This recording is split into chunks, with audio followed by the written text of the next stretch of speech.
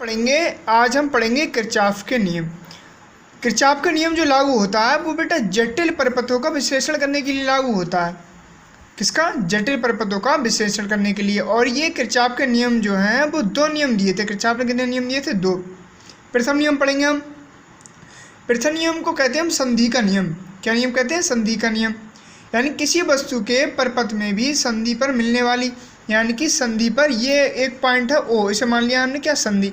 तो किसी भी परपथ में संधि पर मिलने वाली सभी धाराओं का बीजगणितीय योग जो होता है वो शून्य होता है। क्या होता है? शून्य होता है। किस पर? संधि पर जितनी भी धाराएं मिलती हैं उनका सबका योग क्या होगा? शून्य। जैसे देखो I1 धारा हमारी क्या हो रही है? संधि पर आ रही है। देखो I2 क्या है? संधि पर आ रही है। और I3 क्या है? संधि से दूर जा रही है, तो ये माइनस में आ गई। फिर I4 क्या है? संधि से दूर जा रही है। I5 क्या है? हमारी पास आ रही है। तो इन सभी का बीजगणितीय योग क्या होना चाहिए? शून्य होना चाहिए, तो जीरो। या फिर हम कह सकते हैं कि संधि के ओर आने वाली धारा और संधि के दूर जाने वाली धाराओं का योग क्या होगा? बराबर होगा। क्योंकि इन सबको जो ये माइनस में है, देखो ये सब जो माइनस में है इधर लेके आओगे तो ये किस में हो जाएंगी? प्लस में हो जाएंगी। तो संधि से पास आने वाली और संधि के दूर जाने वाली धारा आपस में कैसी होती हैं?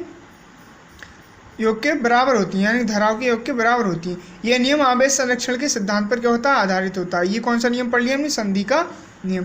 दूसरा नियम है हमारा वोल्टता का नियम। ये हमेशा बंद परपथ में लागू होगा। देखो किसी परपथ में प्रत्येक लूप या बंद पास के विभिन्न भागों में प्रवाहित होने वाली धारा एवं संगत प्रतिरोधों के गुणनफल का बीजगणितीय योग उस पास या लूप के लगने वाले समस्त विद्युत भागबलों के बीजगणितीय योग के बराबर होता है। कैसे? देखो किसी परपथ में प्रत्येक लूप या बंद पास के विभिन्न भागों में, देखो ये क्या है? ये एक ऊपर हमारा ये पहला पास हो गया, ये कौन सा हो गया? दूसरा। तो ये दोनों क्या है? हमारे आपस में बंद है। तो बंद पास के विभिन्न भागों में प्रवाहित होने वाली धारा, यानी कि इनके विभिन्न भागों में प्रवाहित होने वाली धारा संगत प्रतिरोधों के गुणनफलों का जो बीजगणितीय योग होता है, इनके गुणनफलों का इनका बीजगणितीय योग होता है उस पास से लूप में लगने वाले समस्त वैद्युत वाहक बल ई के बीजगणितीय योग के बराबर होगा। देखो कैसे, आगे पढ़ते हैं हम। देखो हमने बताया था पहले वाले परपथ में धारा क्या बह रही है? I1 R1, फिर I2 R2 सेकंड माइनस, तो ये किसके बराबर होगा? वैद्युत वाहक बल ई के बराबर होगा, E1 माइनस E2। ऐसे ही दूसरे पास में आ जाओ। दूसरे पास में धारा कहाँ जा रही है? I2 R2, ये प्रतिरोध हो गया हमारा। ऐसे नीचे बिल्कुल पास के नीचे देखोगे उस चित्र में तो दोनों धाराएं मिल रही होंगी, तो वहाँ पर एक क्या कर लिया? ऐड कर लिया। और यहाँ पर क्या है? E2, यानी कि विद्युत भाग बल क्या है हमारा? E2 ऊपर वाले में था E1।